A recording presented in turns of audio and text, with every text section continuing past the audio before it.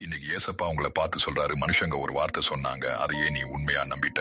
உங்களை பத்தி மனுஷங்க சொன்ன வார்த்தையை ஏன் என்னோட வார்த்தையை விட அதிகமா நம்புறீங்கன்னு அவரு கேக்குறாரு. வேதத்துல ஏசாயா அதிகாரம் 49 வசனம் 16 இப்படி சொல்லுது, நான் உன்னை என் உள்ளங்கைகளில் வரைந்திருக்கிறேன். இந்த வசனத்துல தேவன் உங்க மனசுல பல வருஷமா இருக்கிற ஒரு பெரிய பொய்யை உடைக்கிறாரு. ஒரு குடும்பத்துல ஒரு சின்ன பையனை பார்த்து அவங்க சொந்தக்காரங்க ஒருத்தர் இவன்லாம் உருப்படவே மாட்டான்னு ரொம்ப சாதாரணமா சொல்லிட்டு போயிட்டாங்க. அந்த பையன் வளர வளர அந்த வார்த்தை அவன் ரொம்ப பாதிச்சது. எந்த ஒரு புது விஷயத்தை செய்ய நினைச்சாலும் நம்மால முடியாதுன்னு அவன் மனசுக்குள்ள ஒரு பயம் இருந்துட்டே இருந்துச்சு. மத்தவங்க சொன்ன ஒரு வார்த்தை அவனோட நம்பிக்கையே முழுசா உடைச்சிருச்சு. அதே மாதிரிதான் இன்னைக்கு நீங்களும் யோசிக்கலாம். யாரோ ஒரு நாள் உன்னால முடியாதுன்னு சொன்னாங்க, உனக்கு மதிப்பே இல்லைன்னு சொன்னாங்க, உன்னோட வாழ்க்கை அவ்வளவுதான் கூட சொல்லி இருக்கலாம். ஆனா அந்த ஒரு வார்த்தையை நீங்க இன்னைக்கும் மனசுல சுமந்துகிட்டு இருக்கீங்க.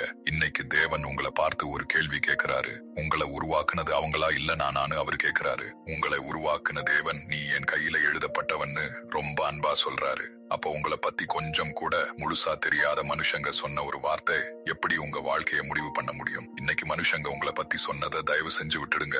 தேவன் உங்களை பத்தி சொல்றது மட்டும் ரொம்ப உறுதியா பிடிச்சுக்கோங்க. ஏன்னா மனுஷங்க உங்களை சாதாரணமா அடையாளப்படுத்தலாம், ஆனா தேவன் மட்டும்தான் உங்களை உருவாக்குனவரு.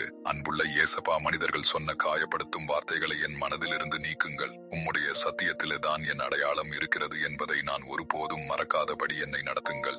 இயேசுவின் நாமத்தில் ஜெபிக்கிறோம் நல்ல பிதாவே, ஆமேன். இந்த வசனம் உங்கள் மனசுக்கு தேவன் கொடுத்த பதில்னு நீங்கள் நினைத்தா ஆமேன் என்று காமெண்ட்ல சொல்லுங்க. இந்த வீடியோ மனுஷங்க சொன்ன வார்த்தையால இன்னைக்கும் காயப்பட்டிருக்கிற யாரோ ஒருத்தருக்கு தேவன் அனுப்புற ஆறுதலா இருக்கலாம். அவர்களுக்கும் ஷேர் பண்ணுங்க. ஒரு ஷேர் கூட ஒரு வாழ்க்கையை மீண்டும் எழுப்ப தேவன் பயன்படுத்தலாம். கர்த்தர் தாமே உங்களையும் உங்கள் குடும்பத்தையும் ஆசீர்வதிப்பாராக.